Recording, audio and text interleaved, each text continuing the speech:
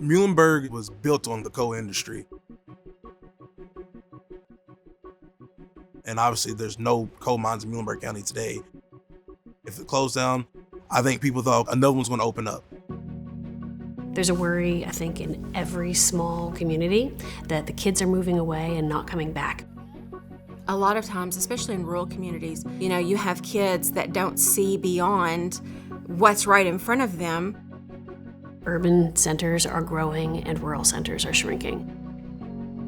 One of the things the Martin Foundation has been able to do is to really bring the community together to pull in one direction. Mr. Martin grew up in Muhlenberg County, and his family was historically from here. His family ran the dry goods store that served the coal miners that lived here. When he was a senior in high school, he went away and studied at the Macaulay School in Tennessee. And then he went on to study at UK, spent some time in the armed services during the various wars. He spent most of his life in Florida. When he was in his 60s, he came home to help take care of his mom, who was living on her own. Most of the people who remember Mr. Martin from here remember him driving the ladies around. He would drive the ladies to lunch and drive them to church. Truth be told, that people did not realize that he was wealthy. When he moved back to Muhlenberg County, he realized that he really did want to do something with his money. So when he passed away, he left $50 million to the community. Everyone was very surprised about that. What it said in his will is that he left it for the civic, cultural, and educational benefit of the citizens of Muhlenberg County. When they first talked about it, I don't think people believed it. You know what I mean? Like, no, not in Muhlenberg, not in old Muhlenberg. We really do consider ourselves to be a community-serving foundation. I feel like the community is our boss. And one of the things we did at the foundation was to sort of catalyze a community visioning project, which meant bringing people together again. We went out to all the small communities and talked to everyone about what the needs were now. And so in the past 15 years of grant making, we've distributed just shy of $40 million in grants. And because of really great management from our board and our financial managers, we actually have just over 80 million left.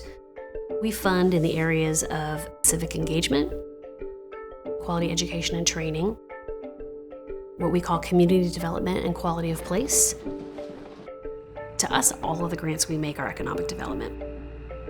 In the back of our minds, that's building the things you need in the community to make it the best possible place to live, work, and play. When the foundation first did its needs assessment, one of the things that was identified was things for kids to do. The first thing we did was to create a unified park system working with the county. That didn't exist before the foundation was here. There had been certainly great programs scattered throughout the county, but in this way we were able to bring it all together. And we have over 140 acres out here. Our demographic is 3 years old is where we start, and we go to high road. You want to come out and play. I mean, a buddy of mine comes in here and plays. He's 70 years old, and there's some that's 40 years old because the park's for everyone. I feel like it's so important that we, as the Parks and Rec, that we do a good job of providing a effective and a fun place to play, is because you don't know people's situation at home, and this might be the best place that they ever get to experience. Lake Moline State Park is just a jewel of the county. It's a beautiful spot. We had an issue where the boat dock was going to be condemned. Without the boat dock, nobody could access the lake and it was going to falter. So we were able to work with the community and start to really convene a group of people and catalyze a movement to save that boat dock. Another project that's become a signature project for us is Felix E. Martin Jr. Hall, which is a creative performing arts center, which is located at the Muhlenberg County High School and is in partnership with the school system that is run. We are a community that has always valued music of all types. We have an amazing high school marching band. We have so many historical musical figures from here, like the Everly Brothers and John Prine. So supporting arts seemed like a no-brainer. Where is it? Here? Yeah, Here? Green. SOAR is our early childhood education program, and it is really focused on early childhood literacy as well as kindergarten readiness. And so we started out with Imagination Library, which the foundation started that even before I came. We wanted them to understand why it's so important that they start reading with their child even before birth. As a parent, it's been really beneficial to get the tools from the program to be able to bring home, because I'm always looking for new sensory activities, new learning tools. It's changing attitude, changing culture, changing the way people think, and helping them to understand you may not went to college, but your child can. So Muhlenberg Achieves was actually created with the idea in mind of helping seniors with post-secondary success and what that looks like today. If you want to do Culinary Girl, I'm going to tell you they have deadlines for financial aid. And it expanded to the place where now, we look at every student. We take kids that, may not have ever left Muhlenberg County, and we take them onto a campus. You can look online, you can look at a university's website. I want them to go in and see a dorm. I want them to have lunch on the campus so that they can see that they belong there just as much as anyone else. So this would be where you would be for your freshman year, but as you move up, you do change housing. It opened my eyes really, because I've never really been on a college campus. I'm going to go into social work for my bachelor's and then eventually go deeper into clinical psychology and try to become a psychiatrist. I've seen the impact that it has on these kids, and I've seen them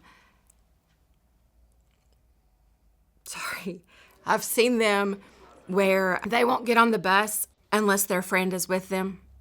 And then by the time the tour is finished and we're loading back up, they've got something from the bookstore and they're laughing and talking, and they're going to enroll whether a best friend does or not, because they got on the campus and they had the opportunity to visualize what they would look like and feel like. Makes me very emotional. I know recently they asked some folks in the county one word that would describe the Felix Foundation.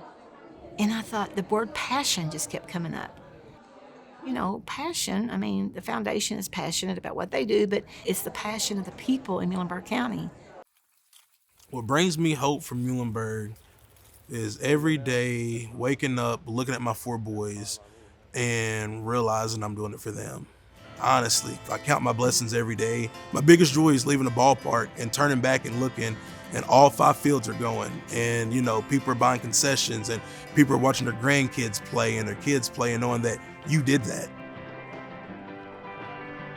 What letter is that? I think one of the major things that the Martin Foundation has done as far as empowering the community as a whole is that people now dream big dreams. I think there are so many rural areas that need to show their kids, the next generation, that you can do hard things and come out on the other side better than you were before. It's amazing what's happened, but I think it's even going to be more amazing what's going to happen, because, this baby's going to keep rolling. I think the best is yet to come.